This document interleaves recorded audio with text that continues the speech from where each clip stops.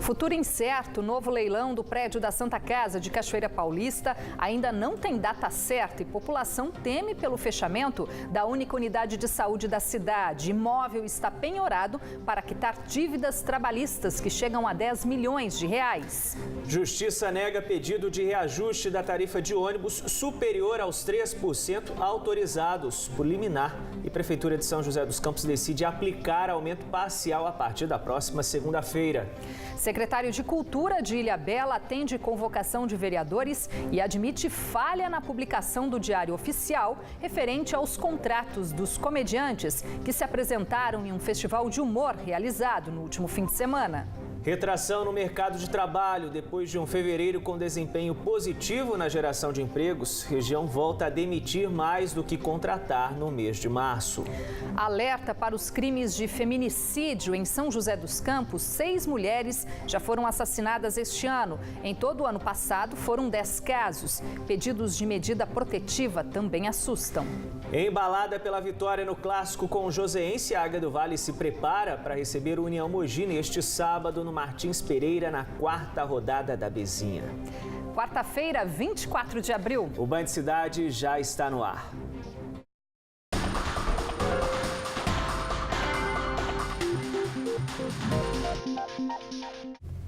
Boa noite para você. Olá, muito boa noite.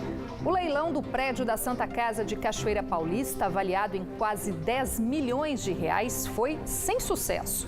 O comprador iria garantir o pagamento de parte das dívidas trabalhistas da unidade. Mas sem interessados no imóvel, inicialmente, a Justiça deve marcar uma nova data para outra tentativa de vender o prédio. E até lá, a população continua preocupada com a possibilidade do local fechar as portas. Sem interessados, a primeira tentativa da Justiça em leiloar o prédio da Santa Casa de Cachoeira Paulista foi em vão. Nenhum lance foi oferecido para arrematar o imóvel, avaliado em mais de 9 milhões de reais e penhorado em agosto do ano passado, após determinação do Juiz do Trabalho de Lorena, para quitar parte das dívidas trabalhistas da instituição, que passam dos 11 milhões de reais. Mas sem comprador, a Santa Casa continua de portas abertas e os ex-funcionários sem receber. Ela é reincidente na prática de não pagar os direitos trabalhistas das pessoas que trabalham lá. Então, na verdade, é um complexo de coisas que foram descumpridas. Fundo de garantia, férias, 13º, e aí vai. Hoje o processo tem mais de 240 autores e o processo mais antigo cadastrado é de 2012. Então isso significa que pode ter trabalhadores ali pleiteando verba muito anterior a 2012. A primeira tentativa de negociação aconteceu em junho de 2013, quando a entidade se ofereceu a pagar o valor devido em parcelas de 20 mil reais, o que aconteceu apenas durante 4 meses. Desde então, Prefeitura e a entidade vem travando disputas com a Justiça. Como eu assumi a Prefeitura com quase 70 milhões de dívida e a Santa Casa com mais de 20 milhões de dívida, então é impossível a Prefeitura chegar lá e recolher. E essas ações são de 240 funcionários que vêm lá desses governos anteriores. Aí eu peguei, fiz uma proposta lá para o Juiz do Trabalho de Lorena e mandei lá os 9.800.000 para pagar, em 9 anos para pagar, né? Aí mandei para ele. Só que quando chegou no comecinho de abril, eles recusaram a proposta, me dizendo que o governo anterior já fez a proposta, mas não cumpriu. Ninguém da Santa Casa quis gravar entrevista, mas por nota, a entidade informou que vai recorrer da decisão da Justiça do Trabalho para evitar a venda do prédio. Em 2018, foram 227 mil atendimentos ambulatoriais e quase 600 mil internações no local. O hospital também oferece atendimento em 8 especialidades médicas. Quem depende do serviço e não tem outra opção a não ser a Santa Casa, espera uma solução para o caso e teme que a área da saúde fique prejudicada. Se nós não tivermos a Santa Casa, onde que nós vamos ser atendidos? Seria assim um caos para a cidade. E essas pessoas que tanto necessitam, como é que faria o transporte para outra cidade? A demanda seria muito grande também, nós temos que pensar nisso aí. Não só em Cachoeira, mas a demanda em outra cidade também. Geralmente a Santa Casa vem favorecendo os mais humildes, né? E quem não tem uma condução própria, rápida para ir, né? De acordo com a Prefeitura, a situação não deve preocupar a população, que vai ter o atendimento garantido mesmo se o imóvel for vendido. Eu tenho certeza que vamos conseguir negociá-la agora mais para frente aí e vai dar tudo certo e vamos acabar com esse pesadelo. A novela do reajuste da passagem de ônibus em São José dos Campos parece ter chegado ao fim, pelo menos por enquanto, né? O pedido da Prefeitura de ampliar o reajuste de 3,02% para 4,66% foi negado esta tarde pelo Tribunal de Justiça de São Paulo. Com isso, o valor da passagem para os passageiros do bilhete único vai passar para R$ 4,20 a partir da próxima segunda-feira. Segundo a administração municipal, os valores para estudantes, passe comum e pagamento em dinheiro ficaram abaixo dos 3,02% para facilitar o troco à população. Pindamonhangaba tem 2 bebês internados na Santa Casa com suspeita de H1N1. Segundo a Prefeitura, eles já receberam tratamento que segue o protocolo para a doença. O resultado do exame sai em até 15 dias.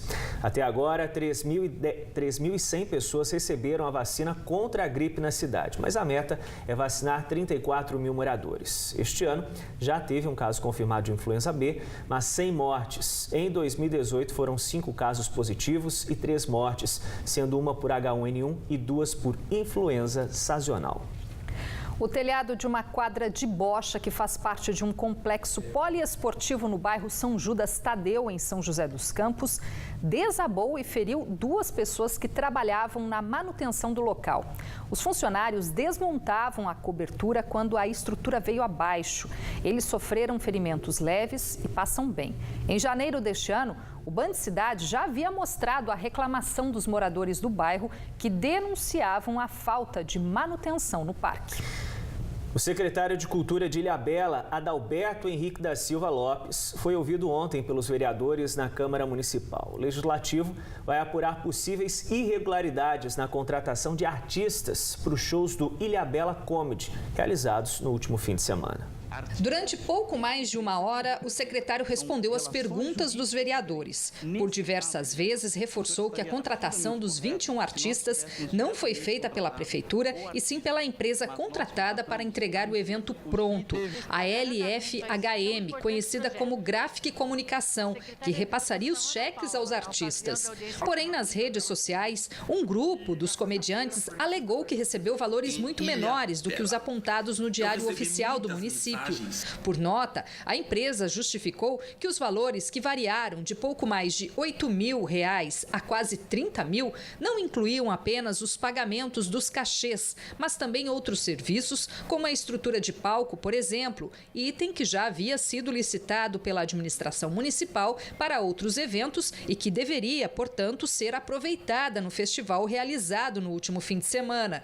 Mas, ao ser questionado sobre a inexigibilidade na contratação da empresa, ou seja, contrariando a lei de licitações, o secretário admitiu que pode ter se equivocado na decisão. Os cheques, o senhor confirmou que foram emitidos 21 cheques. Esses cheques foram nominais aos artistas, não? Esses cheques não foram nominais aos artistas, vereador. Eles são nominais à empresa. Posso? Eles são nominais à empresa, todos eles estão aí à sua disposição, à disposição da mesa. Todos eles nominais à empresa por uma questão óbvia, vereador. Não contratamos artista, contratamos a empresa. Vou repetir, contratamos secretário, a empresa. Se a prefeitura não contratou os artistas, por que no Diário Oficial está o nome de todos os artistas e com os valores? Talvez por um equívoco da minha equipe. Presidente, silêncio, por favor. Por favor, silêncio e respeito. A Câmara não descarta abrir um novo processo que possa levar à cassação do prefeito Márcio Tenório. Desde janeiro, uma comissão especial de inquérito investiga a suposta contratação de uma empresa para realizar shows que não aconteceram na cidade. Assim como os indicadores nacionais, na região o mercado de trabalho também sofreu retração em março. A maioria das cidades fechou postos de trabalho no mês passado. Foi o segundo desempenho negativo do ano na geração de empregos, que em fevereiro havia sido positivo. Os dados do CAGED, o Cadastro Geral de Empregados e Desempregados do Ministério do Trabalho, foram divulgados hoje. Entre as cidades da região metropolitana do Vale do Paraíba com desempenho positivo, destaque para Pindamonhangaba, que abriu 150 vagas no mês passado.